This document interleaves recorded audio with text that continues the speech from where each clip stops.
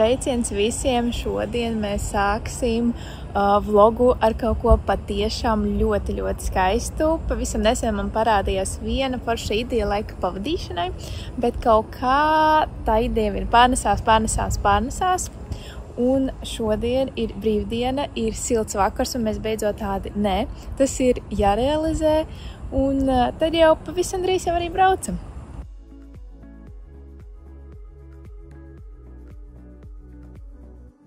Ilgi jūs nemocīšu un uzreiz pateikšu, ka mēs devāmies supot Skemmerpurvu. Taču neatkārtojiet mūsu kļūdas un iepriekš pārbaudiet, vai jūsu vēlamajā vietā ir kādi sezonas liegumi, kā tas bija pagadījies mums, bet tas nekādīgi nesabojāja mūsu garīgo, tāpēc mēs pēc iespējas ātrāk uzpumpējām mūsu supus un devāmies meklēt vietu, kur tos vispār varēja palaist ezerā. Šeit es izskatos baigi priecīga, bet patiesībā sups bija smags un ļoti, ļoti nērts nešanā. Bet tik un tā, neskatoties uz visām sīkām negatīvām lietiņām, šis vakars bija tiešām burvīgs un skaists, un es gribētu padalīties ar nelielu daļiņu no tā, tāpēc izbaudiet!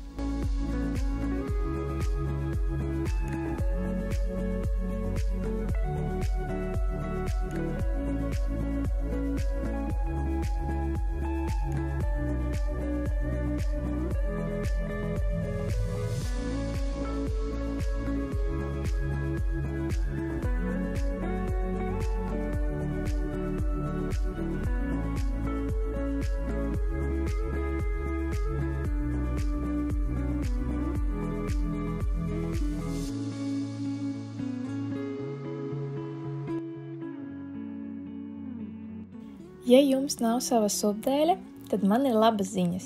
Supošanas un laivas braukšanas aktivitātes piedāvā vairākas kompānijas. Līdz ar to jūs varat izvēlēties, vai vēlaties pieteikties braucienu kopā ar citiem cilvēkiem, lai kopā piedzīvotu šo skaisto momentu, vai arī noīrēt supu vai laivu pašiem un pabraukāt privātā gaisotnē.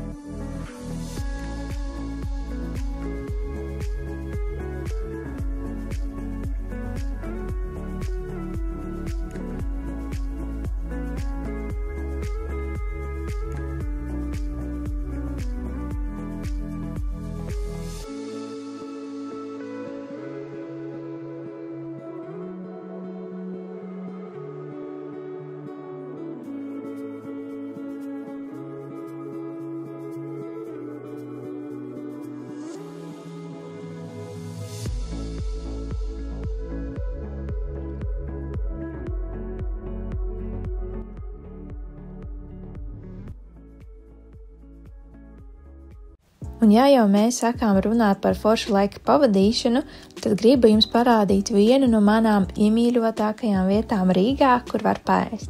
Šo vietu pārvalda pats Mārtiņš Sirmais, un, protams, ka es runāju par Ramen Rīga.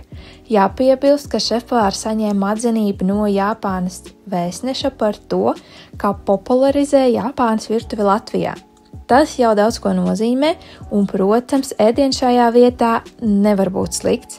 Tas ir vienkārši brīnišķīgs, liela porcija, nedaudz asa buļļons, daudz gaļas un dārziņu, īsumā obligāti jāpagaršo.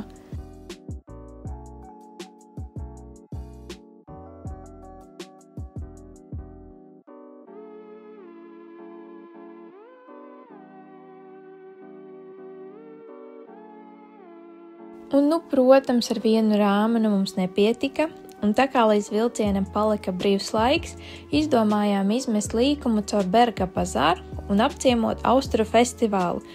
Godīgi, mēs pat padomāt nespējām, ka šī izvēle ietekmēs un apgriezīs mūsu dienu kājām gaisā. Neliela piebilde, neviens no mums nav mēģinājis nekaut austeres, bet šodien, ja ne īsumā, Mēs patrāpījāmies uz austeru atvēršanas sacensībām, kur piedalījās gan Latvijas, gan ārvalstu labākie. Un, protams, pieteicāmies piedalīties un uzņemt dalībnieku laiku. Tikai paskatieties, viņš ir kā zibens makvīns.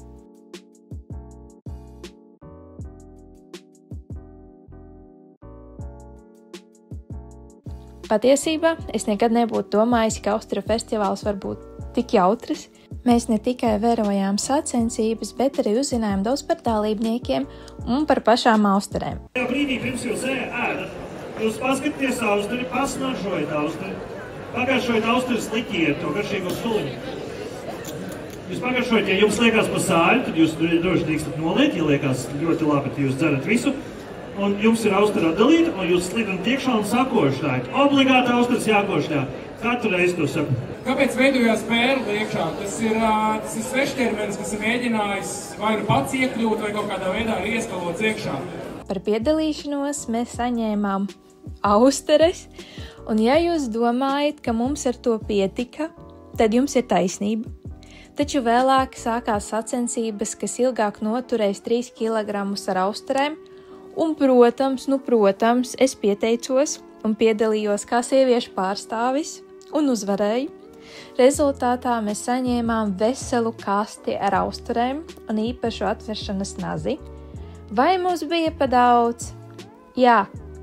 Mēs sabraukājām visus mūsu radus un paziņas Rīgā, lai uzcienātu ar austerēm.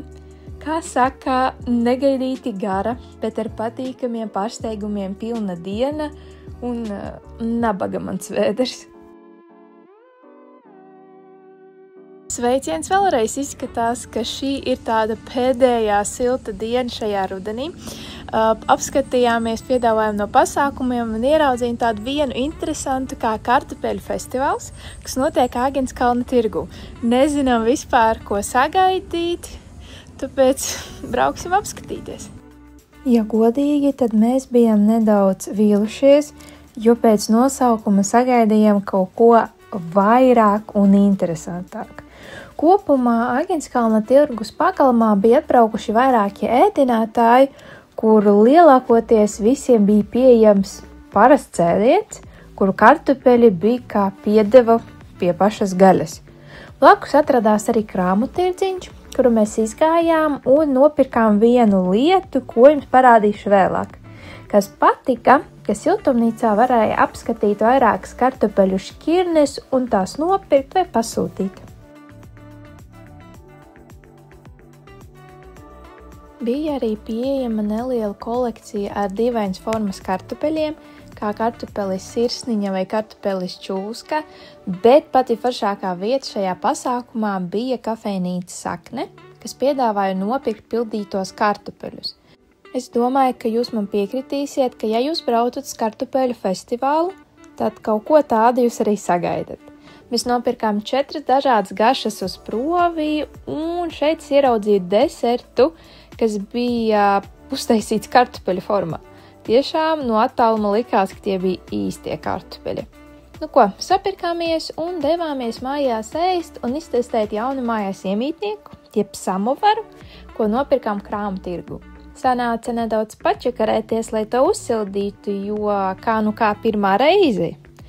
Un tad jau vakara noskaņās garšīgas vakariņas un silta tēja.